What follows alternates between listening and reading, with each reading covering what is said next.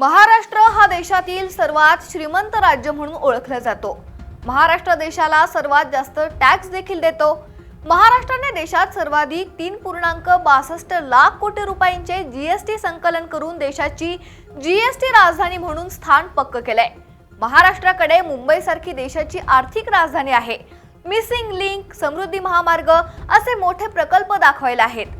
महाराष्ट्राच्या शहरांकडे बघितलं तर महाराष्ट्रात कुणीही गरीब नसेल, किती सुविधा आहेत असं वाटेल। पण याच श्रीमंत महाराष्ट्रातील गाव अद्यापही विकासापासून मैलो दूर आहेत। गावांमध्ये अद्यापही मूलभूत सुविधा नाहीयेत, पक्के रस्ते नाहीयेत। त्यामुळे गावाकडील लोकांना आजही प्रवास करण्यासाठी मोठ्या अडचणींचा सामना करावा लागतोय। आता रायगडच्या खालापूरमध्ये एका गर्भवती महिलेला झोळीचा आधार घेऊन रुग्णालयात दाखल करावं लागलंय। रस्ता नसल्याने गर्भवती महिलेला असह्य वेदना सहन कराव्या लागल्यात। नेमकं रायगडमध्ये काय घडलंय? महाराष्ट्रातील सरकार फक्त शहरांसाठीच काम करतंय का? स्वातंत्र्याच्या एवढ्या वर्षानंतरही गावाकडच्या लोकांचे हाल का सुरू आहेत? गावाकडे लोक टॅक्स देत नाहीयेत म्हणून दुर्लक्ष सुरू आहे का? पाहूयात या व्हिडिओतून। नमस्कार, मी निकिता आणि आपण पाहतायत LS मराठी।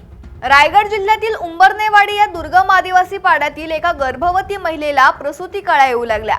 मात्र गावात पक्का रस्ता नसल्यामुळे रुग्णवाहिका किंवा साधं वाहनही तिथपर्यंत पोहोचू शकत नव्हतं। अखेर डोंगर आणि खडतर वाटेवरून गावातील तरुणांनी कपड्याची झोळी तयार केली। त्या झोळीत गर्भवती महिलेला बसवून खांद्यावर घेत मैलोड मैल डोंगर दऱ्यातून पायी चालत रुग्णालयात दाखल करावं लागलं। असह्य वेदना सहन करत चाललेला हा प्रवास डिजिटल भारताच्या युगात अत्यंत वेदनादायी ठरलाय।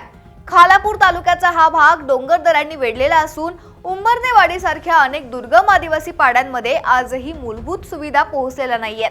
पावसाळ्यात येथील परिस्थिती अधिकच बिकट होतीये, कारण पाऊलवाटा चिखलाने मागतात आणि ओढे ओलांडून जावं लागतंय। वेळेवर उपचार न मिळाल्यास आई आणि बाळाच्या जीवाला मोठा धोका निर्माण होतोय। केवळ रस्ता नसल्यानं आजही हजारो आदिवासी बांधवांना मोठ्या अडचणींचा सामना करावा लागतोय।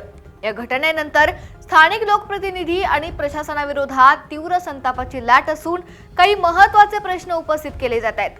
बुलेट ट्रेन, मिसिंग लिंक आणि उड्डाणपुलांवर शहरांमध्ये हजारो कोटी खर्च केले जात आहेत। मात्र ग्रामीण भागातील रस्ते आणि प्राथमिक आरोग्य केंद्रांसाठी निधी नाहीये का? सरकार फक्त शहरांसाठीच काम करते का, असा सवाल नागरिक व्यक्त करतात। स्वातंत्र्यानंतर एवढ्या वर्षांनीही नियोजन शून्यता आणि दुर्गम भागातील कामांकडे प्रशासकीय यंत्रणेचं होणारं दुर्लक्ष यामुळे ही परिस्थिती बदललेली नाहीये। सरकारच्या योजना कागदावर जाहीर होतात, पण त्या डोंगराळ पाड्यांपर्यंत पोहोचतच नाहीत असं दिसतंय। अनेकांचा असा गैरसमज असतोय की गावाकडे लोक टॅक्स देत नाहीत म्हणून त्यांच्याकडे दुर्लक्ष होतं, परंतु ग्रामीण जनता थेट आयकर देत नसली तरी मीठ, तेल, कपड्यांपासून ते खतांपर्यंत प्रत्येक वस्तूवर जीएसटी म्हणजेच अप्रत्यक्ष कर भरत असते। त्यामुळे त्यांचाही विकासावर तितकाच हक्क आहे। निवडणूक आली की आश्वासनांची खैरात करणारे स्थानिक लोकप्रतिनिधी निवडणूक आल्यावर आदिवासी पाड्यांच्या रस्त्यांचा प्रश्न विसरतात, अशी स्थानिकांची तक्रार आहे। त्यामुळे केवळ मुंबई पुण्यासारख्या शहरांचे सुशोभीकरण म्हणजे विकास नव्हे, तर जोपर्यंत शेवटच्या टोकावरील नागरिकाला रस्ता आणि आरोग्य मिळत नाही तोपर्यंत राज्याला श्रीमंत म्हणणं चुकीचं ठरेल असं म्हटलं जातंय। सध्या पाऊस नाही तरी आदिवासी बांधवांचे हाल सुरू आहेत, पण पावसाळ्यात गंभीर धोका निर्माण होतो। दुर्गम पाड्यांमधील केवळ गर्भवती महिलाच नव्हे तर वृद्ध, आजारी व्यक्ती आणि लहान मुलांनाही उपचारासाठी अशाच प्रकारे निसरड्या वाटांवरून आणि ओसंडून वाहणाऱ्या ओढ्यांतून प्रवास करावा लागतो, अशी माहिती समोर आली आहे। एखादी आणीबाणीची वैद्यकीय स्थिती निर्माण झाल्यास रुग्णालयात पोहोचण्यापूर्वीच वाटेतच जीव जाण्याच्या घटना यापूर्वीही अनेकदा घडल्या आहेत। अशा वेळी डिजिटल क्रांती आणि सुपरफास्ट महाराष्ट्राच्या गप्पा मारणारं प्रशासन नेमकं काय करत असतं, असा प्रश्न निर्माण झालाय। या संपूर्ण प्रकरणाचा व्हिडिओ सोशल मीडियावर प्रचंड व्हायरल झाल्यानंतर राज्यभरातून टीका होतीये। एकीकडे महाराष्ट्र सरकार गतिमान कारभाराचे आणि सर्वसमावेश विकासाचे दावे करत असताना रायगडच्या खालापूरमधील हे वास्तव स्थानिक यंत्रणेचा कमालीचा निष्काळजीपणा चव्हाट्यावर आणतंय।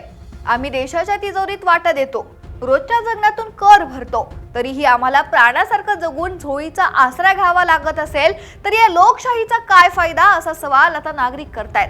खालापूरची ही घटना केवळ एक किरकोळ अडचण किंवा तात्कालिक नैसर्गिक समस्या नाहीये, तर ती वर्षानुवर्ष चालत आलेल्या प्रशासकीय उदासीनतेचा आणि व्यवस्थेचा क्रूरतेचा ढळढळीत नमुना आहे। या वेदनादायी घटनेनंतर तरी झोपलेल्या प्रशासनाला आणि शासनाला जाग येईल का, हाच आजचा सर्वात मोठा प्रश्न आहे. सरकारने आता केवळ कागदी चौकशी किंवा पोकळ आश्वासने न देता तातडीने या दुर्गम पाड्यांमधील रस्त्यांसाठी विशेष निधी मंजूर करून प्रत्यक्ष काम सुरू करावे. तसेच कायमस्वरूपी रस्ता होईपर्यंत अशा भागात तात्पुरती मोबाईल मेडिकल युनिट सारखी फिरती आरोग्य सेवा सुरू करावी, जेणेकरून भविष्यात कोणत्याही मातेला किंवा नागरिकाला अशा नरक यातना सहन कराव्या लागणार नाही. Bureau report, LS Marathi.